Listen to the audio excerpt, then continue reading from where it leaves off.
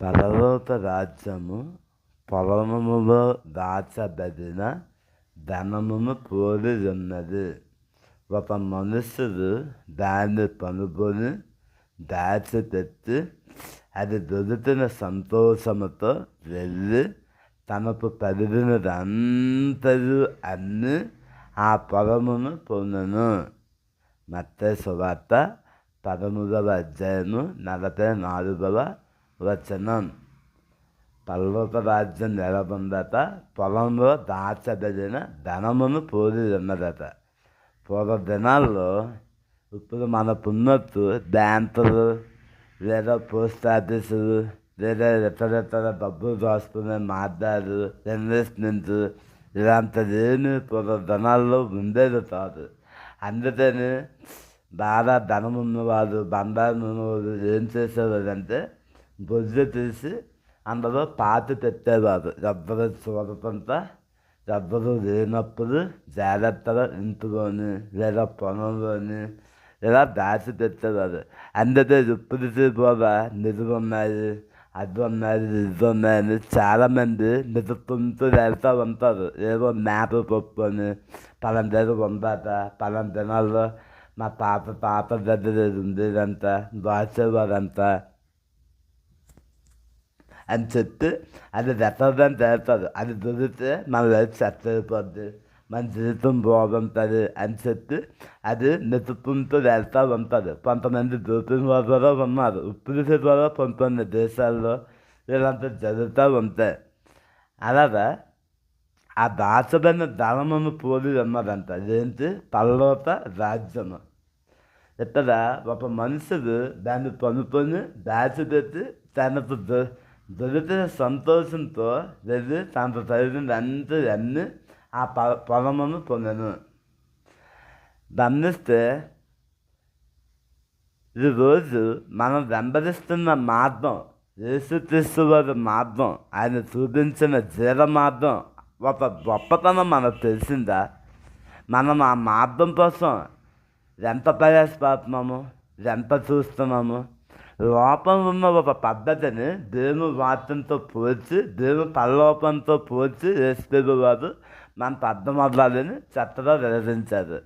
నిజమే కదా. లోపంలో పనిచేసే ఒక వ్యక్తి ఏ పని చేసినా ఆ పనిలో నిష్ఠతగా, మంచిగా, జాగ్రత్తగా చేసిన వ్యక్తి అందులో ఉత్తీర్ణత సాధిస్తారు.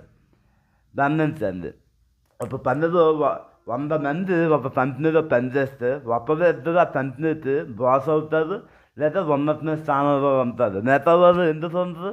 వాళ్ళు ఏంటంటే ఉద్యోగం చేస్తారు. వచ్చామా, పని చేసామా, జీతం తీసుకున్నామా, వెళ్ళిపోయామా, అంతే. అంతే తప్ప నేను ఒప్పుకైనా సాధించాలి, ఈ కంపెనీ ఓనర్లా అవ్వాలి, లేదా ఈ పని చేసే వ్యక్తిగా నేను ఆ పనిలో ఉత్తీర్ణత సాధించాలి, మంచి స్కిల్గా ఆ పనిలో నేను ఉండాలి అనే దృక్పథంతో చాలా తక్కువ మంది పనిచేస్తారు. అందుకే అందరూ సక్సెస్ అవ్వలేదు. 100లో ఒకరు, ఇద్దరు, ముగ్గురు, ఒక 5 సక్సెస్ అవుతారు తప్ప లోపము చేసే ఏ పనిలోనైనా అందరూ సక్సెస్ అవ్వడానికి కారణం ఏంటంటే ఇది ఒక ఆసక్తి లేకపోవడం. మనిషికి తను చేస్తున్న పని మీద అది ఒక నిష్ఠగా, ఒక బాధ్యతగా, జాగ్రత్తగా, ఇందులో నాకు లైఫ్ ఉంది, ఇందులో నాకు ఇది ఉంది అనేది తెలిసిపోతంతా చేయడం. అలాగే మన క్రైస్తవ జీవితంలో కూడా దేవుడు చెప్పాడు, నేను నీకు పరలోక రాజ్యం ఇస్తాను, నాతో మీరు ఉంటారు, నీతో నేను ఉంటాను, నేను వెళ్ళి నీకు నివాస స్థానం ఏర్పాటు చేస్తాను అని చెప్పినప్పుడు దాని మీద మనకెంత ఆసక్తి ఉంది? ఒకసారి మనల్ని ఆలోచించుకుంటే ఆ వ్యక్తి దాన్ని కొనుక్కొని తను పొందిదంతా అమ్మేశాడంట. ఈరోజు మనము అన్నీ అమ్మేదము అంటే మన దగ్గర ఉందంతా వదిలేయాలని కాదు, అమ్మేయాలని కాదు, వదులుకోవడం అనే అర్థం ఇట్లా సూచిస్తుంది. అంటే తన దగ్గర ఉన్న ప్రతిదీ వదులుతున్నారు. ఏం వదులుతున్నారు ఆలోచిస్తే? లోపంలో సరదాలు, సంతోషాలు, సుఖాలు, ఆనందాలు ఇలాంటివన్నీ మనం వదులుకోపంత మనము లోపాన్ని అనుమతిస్తూ లోపం ఉన్నదంతా మనం ఫాలో అవుతూ లోపాన్ని ఏమాత్రం కూడా మనం వదలకుండా అన్ని సంతోషంగా జలసాగా నాకు నేర్చినట్టు నేను బతుకుతూ అనుభవిస్తూ నేను పల్లవ రాజ్యాన్ని తిరిగిపోతాను, నా దేశంలో పల్లవ రాజ్యం ఇస్తాను అన్నారు అని ఎంత అయిపోద్దా. పొలంలో అందరూ పనిచేస్తారు, మరి నిధి అందరికీ దొరుకుతుందా?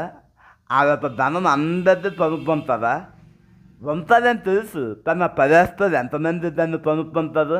ఇంకొంచెం ఎక్కువ పని చేద్దాం, ఇందులో ఉంటుందేమో, ఖచ్చితంగా ఉంటుందని చెప్పారు. అలాగే పల్లవ రాజ్యం ఉంది అని చెప్పారు, తెలుసు, తింటున్నాం, చదువుతున్నాం, అయినా దాని గురించి మనం పదేసేది, దాని గురించి మనం ఆలోచనేది లేదు. ఈరోజు లోపంలోని డబ్బు వరము, సరదాలు వరము, సుఖాలు వరము, సంతోషాలు వరము, ఏదో వరము మనకు నచ్చిన జీవించాలి. నేను పరలోపం తిరిగిపోతాను. ఎలా అవుతుంది? అలా ఎప్పుడైనా అవుతుందా? ఒకసారి ఒక పెద్దది మాట్లాడుతుంటే నేను విన్నాను. అది దేవుని నమ్ముకొని చాలా సంవత్సరాలు ఎదిగింది, ఒక 60+ ఉంటాయి. అది మంచి విశ్వాసరాదు, దేవునితో ఉంటుంది బాగానే. కానీ తన పొదుపు ఉన్నది. పొదుపు ఒక 35 సంవత్సరాలు దాటి ఉంటాయి. ఆయన తనకు నచ్చినట్టు జీవిస్తుంటుంది. ఇది కొంతమందితో మాట్లాడుతూ, మా పొదుపు తలలోపు నెలపోతే నేను ఒప్పుకొని, నేను వదలలేదు వేసుకోని, నా పొదుపు ఎలాగైనా తలలోపు వస్తుంది, ఎలాగైనా తీసుకెళ్ళిపోతుంది వేసుకోదు అని కొంతమందితో చెప్తుంటే విన్నాను. అది విశ్వాసం మంచిదే, తన పొదుపు పల్లలోపు వెళ్ళాలని, ఆ కుటుంబం పల్లలోపు వెళ్ళాలని మంచిదే. కానీ ఆ పొదుపు నువ్వు ఎలా పెంచావు? బాగా చేస్తావు, బాగా సంపాదించు, నా పొదుపు అమెరికాలో ఉన్నారు, నా పొదుపు ఆస్ట్రేలియాలో ఉన్నారు అని గొప్ప చెప్తుంటావు కదా. నీ పొదుపు పల్లలోపం ఎలా లేస్తాడు అని అది నదిన రోజు చెప్పిన రోజు వార్తం దగ్గరికి వచ్చి ఆలోచిస్తే వెళ్ళదా ఆదితో తెలిసిపోద్ది. ఆ యొక్క పొదుపు పద్ధతి చూసి, ఆ పొదుపు యొక్క ప్రవర్తన చూసి, ఆ యొక్క జీవితం చూసి, తన పరలోకం కోసం ప్రయాసేది, పరలోకం కోసం, ఆ నిత్య జీవం కోసం ఆ వేదనేది, ఆ రోదనేది, ఆ యొక్క పరిశీలన ఏది, ఏమీ లేదు. చేస్తుంది గుర్తేది, క్రిస్మస్ది, తట్టుపస్తుంది, చర్చకు వచ్చేస్తాను, పానుపులు ఇచ్చేస్తాను, చర్చ తట్టించేస్తాను, ఏదో చేసేస్తాను, నాకు నచ్చినట్టు నేను ఉంటాను, నువ్వు పరలోకం తీసుకెళ్ళిపోతే అది అవుతుందా? అది అదే పని అదదు. తన సరదాలు, సంతోషాలు, సుఖాలు, లోపం ఉన్న జీవితంలో లోపాసలు వదలతంత, నువ్వు ఏది తెలిసి పెట్టదంతా ఎలా వెళ్ళిపోతావు? పరలోపం మనం లోప సంబంధిలో ఉంటే పరలోకంతో ఎలా వెళ్తాం? ఎప్పుడైనా ప్రశ్నించుకున్నామా? ఆ పొలంలో దాచదని ధనం తను పనుక్కొని తన దగ్గర ఉన్నదంతా అండి ఏదో పొందని చూసేది. ఇది రోజు ఏది వదలము, ఏది విడిచిపెడతాం. కానీ మనకి యేసు పాడాలి, పరలోకం పాడాలి, నిత్య జీవం పాడాలి, అన్నీ పాడాలి. ఎప్పటి నుంచి వస్తే ఎలా వస్తే దేవుడు అదే చెప్తున్నది. నువ్వు విడిచిపెట్టదంట, నువ్వు వదలతంట, నీ బలహీనత వదలవు, నీ పాపాలు వదలవు, నీ సుఖాలు వదలవు, నీ సరదాలు వదలవు, నీ సంతోషాలు వదలవు, నువ్వు ఏది వదలవు, నీ మోసం వదలవు, నీ అబద్ధ ప్రవర్తన వదలవు, నీ యొక్క వేషధారణ వదలవు.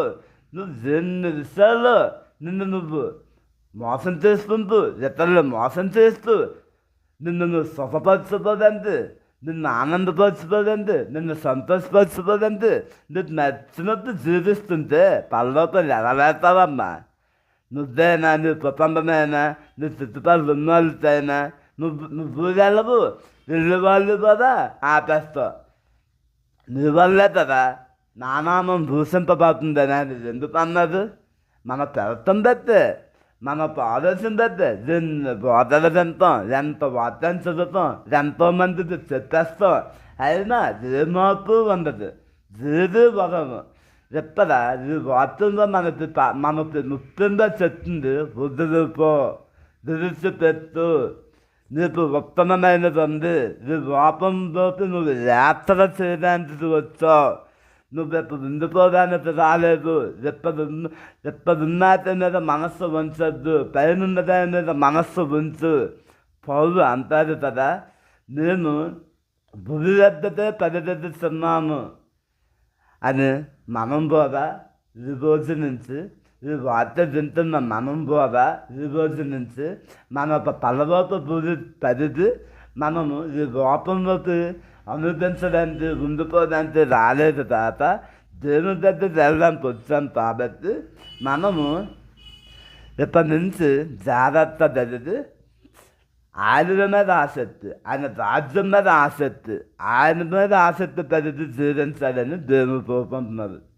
ఉందామా? ఆ పర్వత రాజ్యం పొందుతున్న వారు ఉందామా? దేవుడైతే మరొక అవకాశం మనకు ఇస్తున్నారు. మనం దాన్ని వినియోగించుకున్నాం. ఏదైనా సాధించినప్పుడు ఎంత ఆనందంగా ఉంటుంది. ధనం, పర్వత రాజ్యం ఖచ్చితంగా ఉంది. దాచబడిన ధనం ఎలాగైతే తను పొందుతున్నారో ఈరోజు పర్వత రాజ్యం కూడా మనకు ఖచ్చితంగా ఉంది. అది మనం పొందుతున్నాం, మన జన్మం. ఆయన వార్తనే చెప్తారు, ఆయన వార్తల ద్వారా చెప్తున్నారు.